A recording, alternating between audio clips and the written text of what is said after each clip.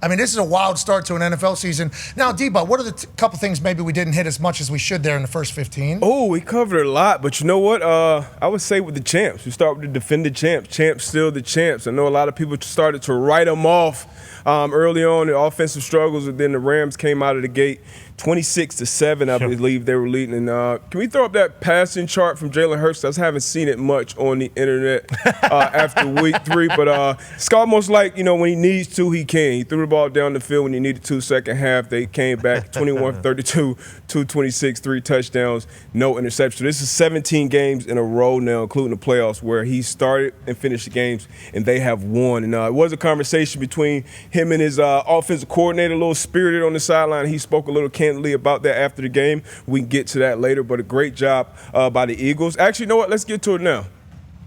Jalen, what a comeback. A lot of memorable moments in this ball game.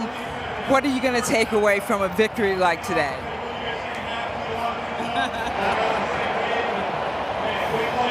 Man, regardless, it's always good to get a win.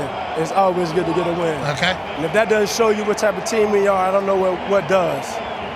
Now, we completely did that to ourselves in the first half. Completely. I mean, absolutely completely did that to ourselves. And that's something we gotta fix. It's as simple as that. It's unacceptable. It's like you guys said later for this. Whatever happened in that first half, forget about it. Let's go and show who we are. We play so many styles of football where in that first half, we got to get out of this playing not to lose.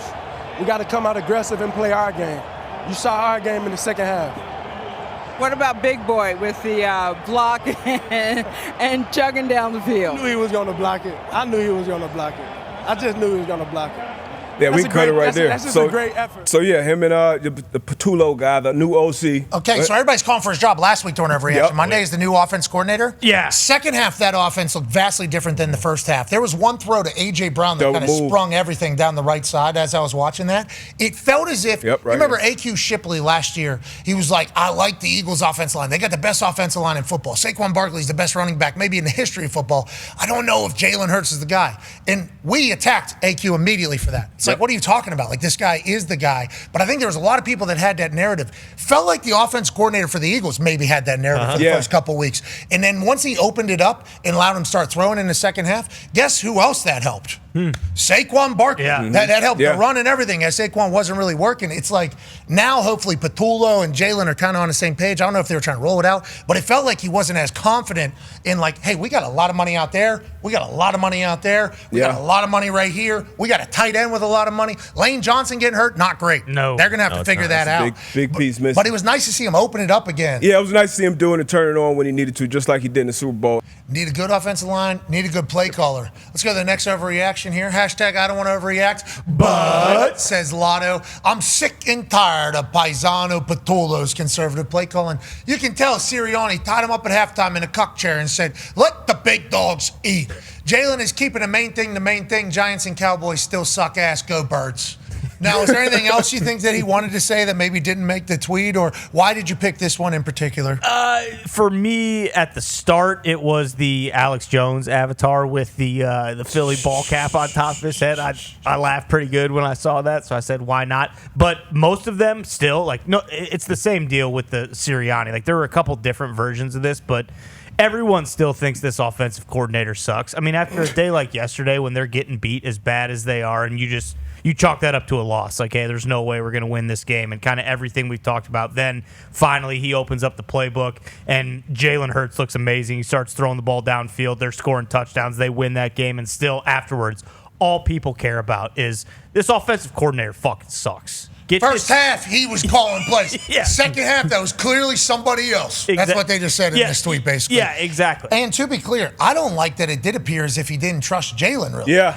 Like, this guy's won a Super Bowl, bro. This guy's done more than you have done with football. Mm-hmm. So, like, other people, thinking that Jalen maybe isn't able to do all the things with their arm, with his arm that maybe the greatest throwers of all time can do, is a thought that a lot of analysts had and pundits had. And I assume even some Philadelphia Eagles fans had last year.